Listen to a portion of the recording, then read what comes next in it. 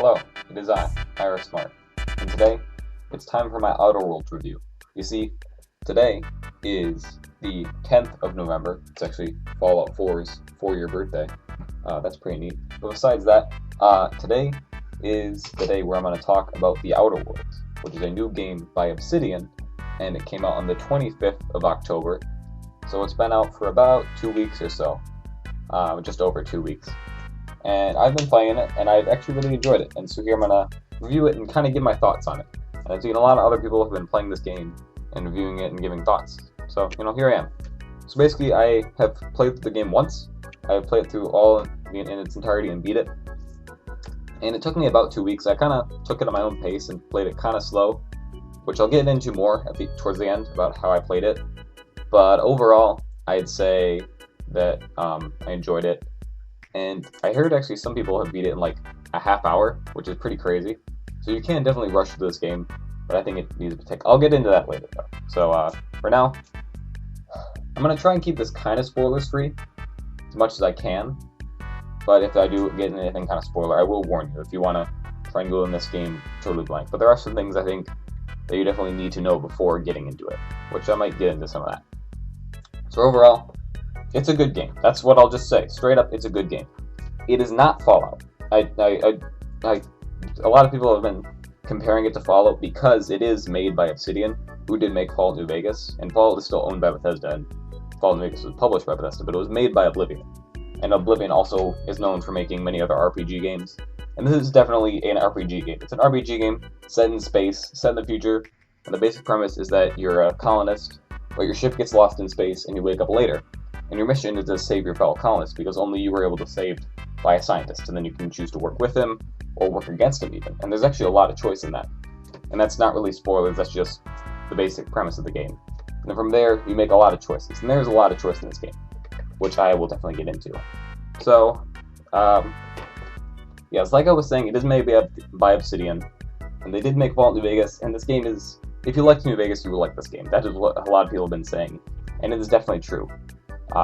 So yes, it is quite similar to New Vegas and a Fallout game in the way that it plays out, but it is definitely not. So yeah, it is not a Fallout game. I've seen a lot of people try and compare it to Fallout, and a lot of people have been kind of using it to just trash on Bethesda, saying, oh yeah, Bethesda, look at this is how you make a Fallout game, this is good. A lot of people are still mad at Bethesda about Fallout 76 and whatnot, and that's a debate altogether, and I don't want to get into that. But yeah, it's a better Fallout game than. But I don't like how people are just comparing this to Fallout. I want to try and see this game as its own game. It's its own RPG game. It has basis. Its kind of DNA is intertwined with Fallout, but I don't want my review to. I don't think the game should be viewed as that. And even the developers have said they didn't make this game to show and prove Bethesda oh, look at us, we're so much better than you. That's not why they made it. A lot of people are kind of holding it up to that, look at this is a prime example of what a video game RPG should be. But I feel like a lot of people are just, I don't like what that is. That's a debate in its entirety. I don't want to rant off about that. But yeah, that's just it. It's its own game. Quick review on it. All right, it's a nice, fun, quick game. It won't take you very long. I mean, you can if you want to, and there's replayability in there.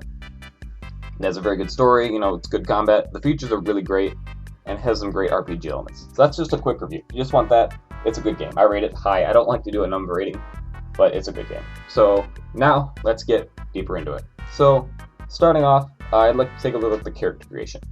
When you start off the game, you're on the ship, and it's basically the way it works is that the scientist guy is picking which colonist he's going to revive, and that's going to become you. You're going to be that colonist, which is actually quite interesting and kind of funny, but I don't want to get too much into it. But basically, you go from there, you pick your stats and your skills, and it's very similar to the way you used to make a character in New Vegas, which is another comparison. I try not to make this, but it's also just a main feature in many other RPG games. It's just a comparison to New Vegas is the closest thing I can make. And yeah, you set up your skills, you have perks that make your character kind of special, and from there, the character creation, I found it a bit limiting. I compared to a lot of other games that have very in-depth character creations. And I always try to make myself, you can't see my face, but I try to make my character look like my face. And I found this a bit limiting, because you can't really do that you can kind of, it'll take some practice. It was my first attempt at it, and I don't think it looked very much like me. And the problem is, I never found a pair of glasses, which is a little strange. It's kind of just something like, can I have a pair of glasses on my character? Like, even though I like in a game you have armor and helmets and stuff you can wear, but like, can I have a pair of glasses, please, just to make it look like myself? It's a small thing, but like, you know, it'd just be nice to have. But yeah, the character creation is good. That's just all I'll say. It's good. It could be changed, but then again, I forgot to mention, this is a AA game. It's not, most games are a AAA game, but this is a smaller studio and a smaller publisher, so it's a AA game. So it's a little bit smaller and has a little less budget. So that's why some features are kind of missing from the game, I guess you could say. Yeah, character creation, good. So next I talk about the story. The story is quite interesting. I mentioned a little bit. I don't want to get too much of it because spoilers and whatnot. I don't want to spoil the game for you. However, it's quite an interesting story. It's fun. It's kind of easy. It's pretty easy to follow. Like, you kind of get the idea of what's going on. The kind of like worldscape as a whole, it's really cool the way it's set up. Where you start on like one planet and then you have to find a way to get off that planet, and from there you can just go wherever pretty much. And it's not exactly an open world like you'd think with most RPGs. It's kind of like this individual square on one planet where you can go to. So like, you start up in this square and then you can go to space, and you're kind of just like sitting in space and you're like, all right, I want to go to this planet. And there's one planet where it's actually a huge map and that's just the whole planet, and it's kind of like the one area, because it makes sense. Like, you can't just have a map that's the entire planet. That would be astronomical and probably break your Xbox. I play on Xbox, by the way. That's where this review is coming from. So yeah, like, that's a cool way of doing it. And then on the other planet, it's like squares all over the map, all over the planet, and you can only travel to those individual squares and then explore from there, which is a really cool way of doing it. I actually really enjoy it, the way that it's set up. So it's technically an open world, but there's limitations. And then of course there's like space stations and the places you can go.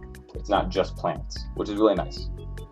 But yeah, going back to the story, it's kind of built in. You're just like, you know, go to this planet, do this, and there's side quests, and those are really cool. And actually, like on the first planet, you have to make a very difficult decision. Like, at least I found it very difficult. And it was like, wow. And it actually has very major consequences of the game. It's not just like one and done. It's like, when you go back to this planet, you will see the impact of your decision. And later in the game, other NPCs will actually reference that decision, which is really cool. So, and then you can also, you know, since you make choices, there's reasonable replayability in it.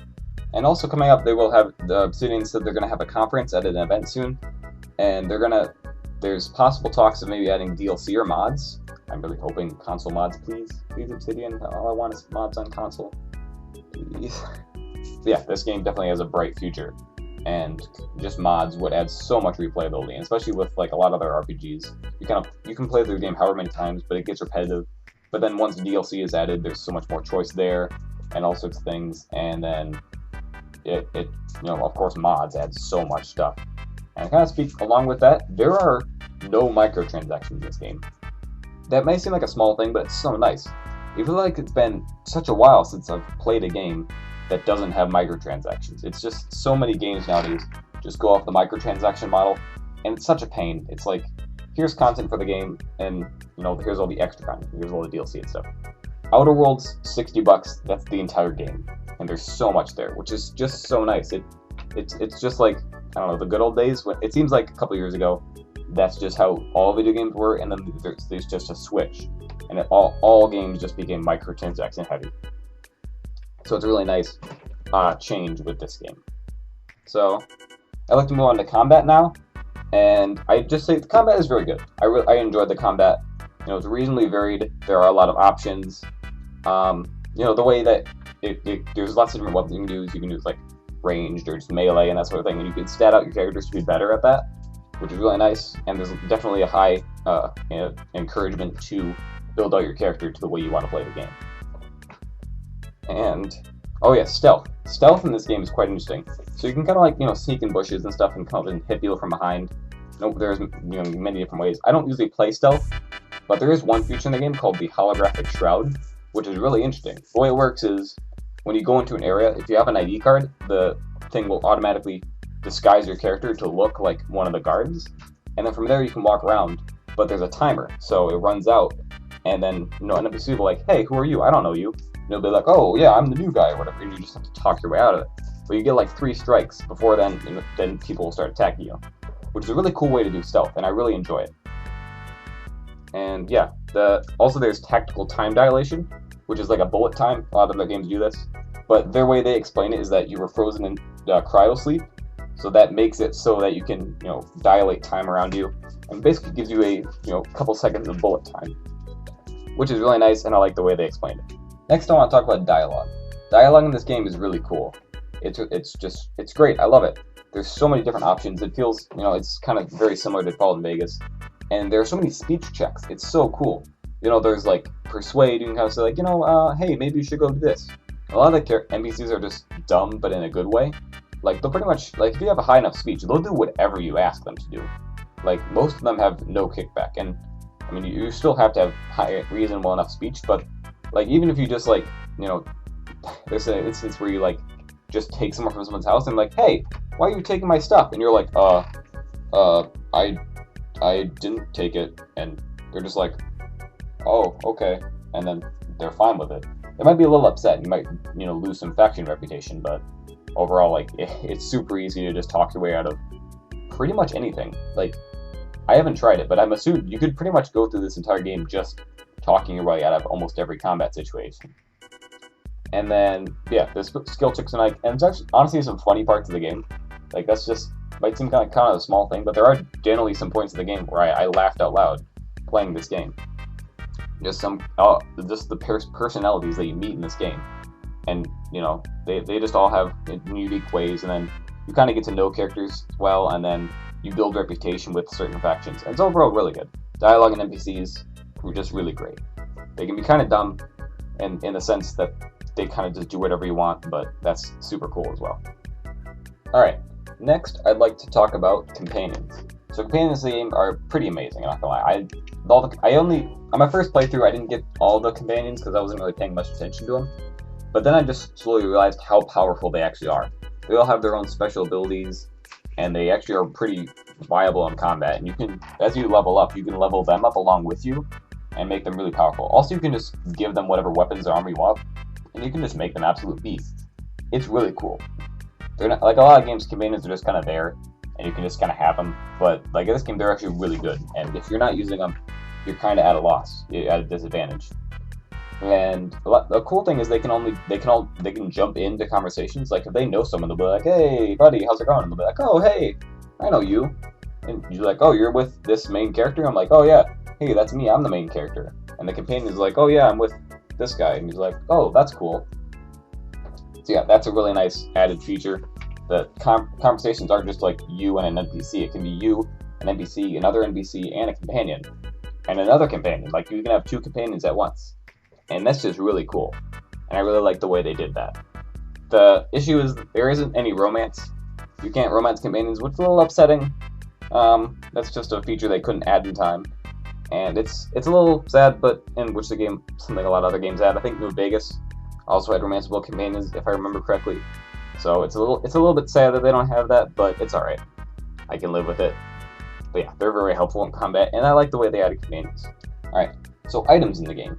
There are a lot of items, and they're all kind of based in their corporations, and the corporations themselves are actually really cool. The way that Spacer's Choice weapons are super cheap and super modifiable, but also break super easy, and then something like Hammersmith is way higher quality.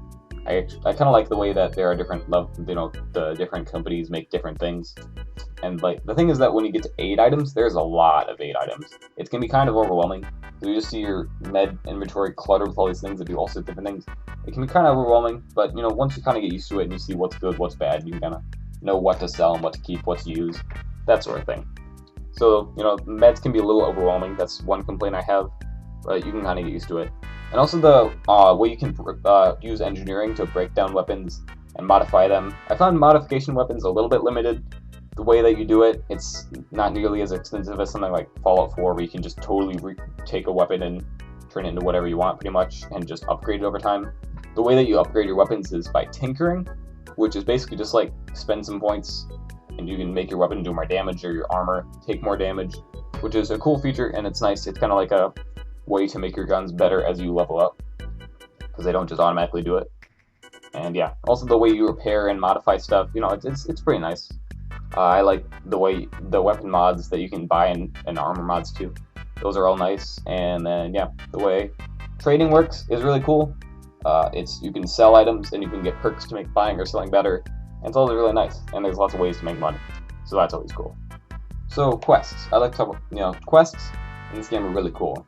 They're really interesting, and you can complete them in many different ways. Like, some of them is just like, go to this NPC and get this thing. So you can, like, talk to them. Maybe you can, like, convince them, like, hey, give me this thing. And they're like, oh, shoot, fine. Maybe they'll be like, all right, I'll give you this thing, but you have to go do something for me. And then you go do something for them, bring it back, and they're like, all right, here's the thing. And then you can go back to the original quest giver and be like, hey, here's the thing. And they're like, oh, great. And so that, that's not, I think, quests can seem to just, like, go this, and then, like, this quest, now let's do this thing for this person. All right, you go there, and they're like, oh, wait, before you do this, I need you to go do this. And when you get there, you have to do this, and this, and this, and they can just branch off, and it's crazy. Side quests in this game are ridiculous. There's so many side quests. And try and do all of them. Like, I mean, you probably can't do all of them, but try and do as many as you can. They're all really cool. That's the thing I recommend, is do side quests. I'll get into that later. But, yeah. Side quests are good, and there are actually some kind of tough decisions in this game. Not just the way that you end the game, but, like, just in a side quest. It might be like, like, towards the end of the game, it's like, not really spoilers, but save this town or save this town. You have to make a decision, and it's actually pretty difficult, because there's pros and cons on both sides. You really have to weigh the consequences, and it was so early on in the game. I remember thinking, like, oh my gosh, this is amazing. It's such choice and consequence, which is just, again, it's just something really nice to have in the game, that your decisions actually really affect the story, like, a lot. Alright, so I like to talk about the ending of the game. This may seem like a spoiler, but it's not a spoiler, right? I'm trying to keep this no spoilers. So when you get to the end of the game, pretty vague here, but you get to a point in the game where it says, this is the point of no return. Once you go back here, you can't go back. I kind of just brushed this off like, oh, whatever, it's just, this is like going to be a tough fight. That's all it's really saying. It's not, it's actually a lot more than that. Once you complete the final quests and, you get the end title card that tells you, like, it was kind of like the title card in New Vegas, where it kind of shows you, like, how your decisions affect the next coming years or whatever in the game world, which is really interesting. Like, depending on which of the two major endings you choose, you get that ending. But also, like, all the side quests you chose to complete, like companions or just other NPCs you met with, it'll put those in the title cards and show how that affects the story. But the thing is that once that's over, that's it. That's the game. You can't keep playing, which is something I didn't know. So I kind of just figured, oh, I'll rush to the main quest and then do all the side quests after. But you can't do that. And I felt kind of stupid because I'm like, oh, well, I just wasted a bunch of I realized in my title cards, like, oh, I didn't do any of the companion quests. And I felt kind of stupid because, like, there are so many companion quests to do. I kind of just was like, oh, I'll do them after I do the main story. Because that's just how I personally like to play. But this game really wants you to, you do the main story, but do the side quests along the way. That's really what the game wants you to do, pretty much. And it's just something I didn't know. I know a lot of games do that, where, like, once you complete the final quest, that's just it, you're done. But I just didn't know it did that, so it's just something I'm letting you know. Kind of warning you, once you do the main final quests, that's it, game's over. Start a new playthrough. And definitely do try starting a new playthrough. I'm going to try that. I haven't done it yet, but I'm definitely planning on doing another playthrough soon. Alright, so after that, I'd like to just talk about quality of life features. There is so many quality of life features. It's crazy. Like, there's different ways you can store out your inventory. There's, like, in the settings you can change, like, do you want it, like, so your companions always have their helmets off. And just the thing that's on by default is when you go to talk to your companion, if they're wearing a helmet, that'll give them more buffs. Like, it'll increase their armor rating and can give them certain skills. But you can just make it so that it is on, but it always looks like it's off, so you can only see their face. And even then, if you still have the feature on where they're going to wear the helmets in combat, and just other characters too, they will take their helmet off to talk to you, which is just so nice. You don't have to, like, stand there and look at them talking at helmet like you do for me. Like, the characters will actually take their helmet off and you can talk to them. I'm not going to do that, but your companions will. So yeah, good for them. They take their helmets off. I don't. I'm a stormtrooper. I keep this thing on all the time. I even sleep in it. Not joking. I do that. I do it all the time. Yeah, you can just tell that in this game there's so many quality of life features. I can't even list all of them on stuff right now because there's just so many. You can tell this game has definitely been play tested. And they did a lot. And also bugs too. There's very few bugs. I only really experienced one game-breaking bug where my game crashed when I was towards one of the end quests, and there was a workaround I found for it. But yeah, very little bugs or glitches or anything, which is crazy. It's so nice. A lot of games today, they just released with a ton of bugs, and there's a bunch of problems with the game, and they have to be fixed as the game's released. But this game, they fixed like 99% of things before it was released, which is so nice. I love that they took the time and the care to do this. They had to sacrifice some things like the third-person camera and romance companions to make a very well-packaged game, which is very nice and good on Bethesda. I'm not Bethesda. I'm sorry. I'm trying not to talk about Bethesda because they released Fallout 76 super buggy and all that, and I don't want to talk about it very much. But yeah, good on Obsidian for making this game really good. Alright, so I just want to quick talk about some complaints I have with the game. They're not really complaints, just kind of like little things. One real complaint is that the text size is very small. You can, like, I sit across the room from a TV. It's a pretty decent sized TV, but even then, I have a very difficult time trying to read the text in the game.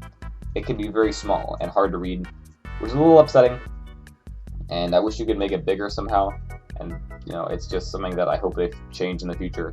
And of course, there's no romance, no third-person camera. Character creation is kind of limited, like I mentioned. It's kind of difficult. These are all things that they had to sacrifice to make the game better, I guess. So those are my complaints. They're not really big. They're kind of just there. But overall, that's kind of like, yeah, like, here's my complaints. Here's my things I just absolutely love about the game. It's just such a good game, and I really enjoy it. There's talks about having a sequel in the works, which is crazy. They might actually be working on it like right now, like Outer Worlds 2, and they're talking about making this into a consecutive series, which would be really cool. I really enjoy that. So yeah, overall, it's a good game. It's a great game. I love it. I would definitely recommend it. If you like New Vegas, you'll like it. That's the thing. It's $60, very reasonable price. If you have Xbox Game Pass, I think it's still on Xbox Game Pass. It might be on it for a little bit longer. I'm not sure. But overall, my final thought, it's such a breath of fresh air. It's crazy. It's just so nice for game. No microtransactions, $60 RPG experience, choices, consequence. It's everything. It's a total package. It's so nice. So thank you, Obsidian, for making a good game. I've been IARESMART. These are my opinions on the Outer Worlds. Thank you for watching. Have a nice day.